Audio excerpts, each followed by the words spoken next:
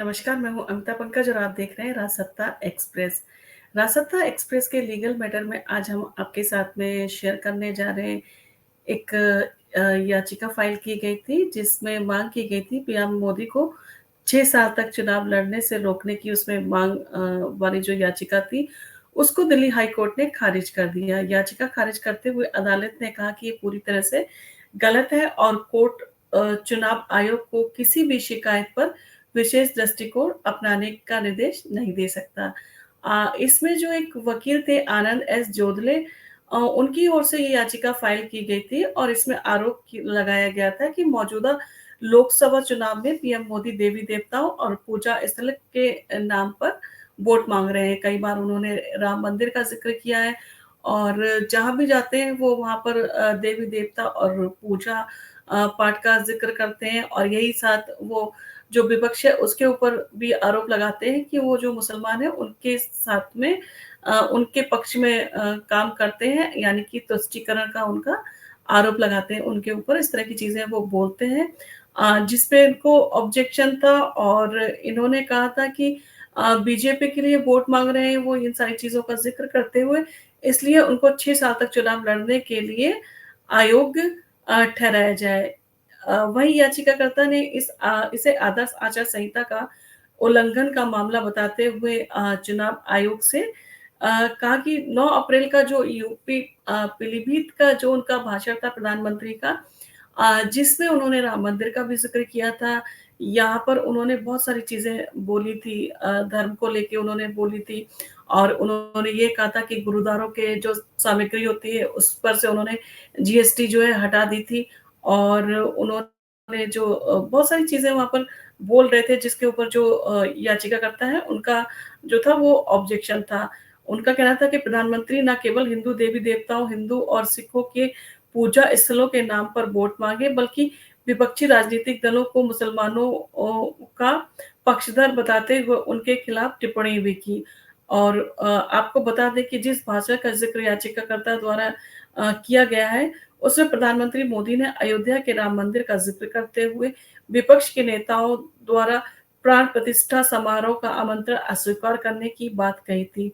और इसके अतिरिक्त पीएम मोदी ने सिखों के प्रमुख करतारपुर साहिब कॉरिडोर को लेकर भी बीजेपी सरकार के प्रयासों के बारे में बताया था कि किस तरह से उन्होंने वो कॉरिडोर को ओपन करवाया और अब जो सिख हैं वो जाके पूजा पाठ कर सकते हैं। और इसके साथ ही याचिकाकर्ता ने इस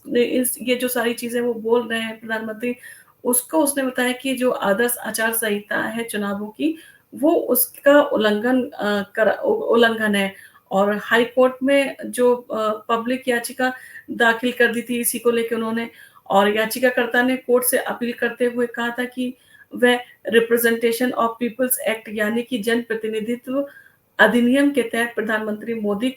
के 6 साल तक चुनाव लड़ने से रोक लगाने के लिए चुनाव आयोग को निर्देशित करे। परंतु जो हाई कोर्ट था उसका कहना था कि वो चुनाव आयोग को किसी भी तरह का निर्देश नहीं दे सकता है, क्योंकि चुनाव आयोग जो है इंडिपेंडेंट अथॉरिटी है और वो सारी चीज़ों पे खुद ही एक्शन ले सकते हैं। हम उसको उसके ऊपर उनको निर्देश नहीं कर सकते कि इस तरह की चीज़ें आप कहें। और ये सारी चीज़ें कई बार होती हैं कि पार्टियाँ एक-दूसरे के ऊपर आरोप और प्रत्यारोप लगाती है और इस तरह की याचिकाएँ भी फाइल होती हैं। और हाई कोर्ट में बहुत सारी ऐसी याचिकाएँ आती हैं जिनको खारिज कर दिया जाता है और मेन चीज़ होती है कि क्या आदर्श आचार संहिता के नियम कानून है वो सारी चीज़ें भी पढ़नी होगी और चुनाव आयोग द्वारा जो सारी चीज़ें दी जाती हैं वो आप चुनाव आयोग के पोर्टल पे जाके सारे दिशा निर्देश जो होते हैं वो आप उसको पढ़ सकते हैं, आप चेक भी कर सकते हैं कि कौन-सी पार्टी कहाँ क्या उल्लंघन कर रही है। और ये तो एक याचिका है जो फाइल की गई थी और इसी के साथ चुनाव आयोग ने भी आपने सुना होगा कि प्रधानमंत्री नरेंद्र मोदी को और राहुल गांधी को भी नोटिस दिया, यानी कि उनके जो पार्टी अध्यक्ष हैं उनको भी उन्होंने नोटिस दिया है और उसके ऊपर उनसे जवाब माँगा है।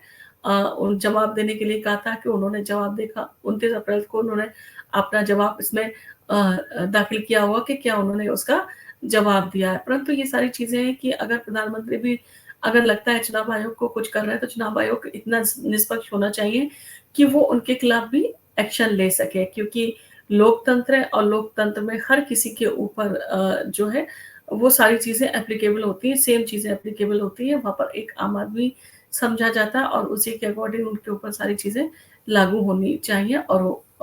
होती भी हैं। जिस तरह की चीज़ें होती हैं तो देखना होगा कि आगे भी इस तरह की क्या शिकायतें आती रहेंगी और अगर चुनाव आयोग के पास में इस तरह की शिकायतें जाती हैं तो उसका क्या रुख रहेगा, वो क्या इस पर निर्णय लेगा। ये सारी चीज़ें हमें समय-समय पे पता चलती रहती हैं। जो आदर्श आचार संहिता के कारण ये चीज़ें हुई हैं, वो सारी चीज़ें न्यूज़ में भी आती हैं और बाकी जो चुनाव आयोग है, वो भी अपने पोर्टल पे इन सारी चीज़ों के बारे में अवगत कराता रहता है। तो ये सारे वीडियो आप देखने के लिए आप हमारा जो यूट्यूब चैनल है, उसको सब्सक्राइब कीजिए। आप हमारे वीडियो अगर पसंद आया तो आप इसको अपना फैमिली और फ्रेंड्स के साथ में शेयर कीजिए और आप हमें कमेंट में सजेशन दीजिए, हम आपके सजेशन को फ़ॉलो करेंगे। धन्यवाद।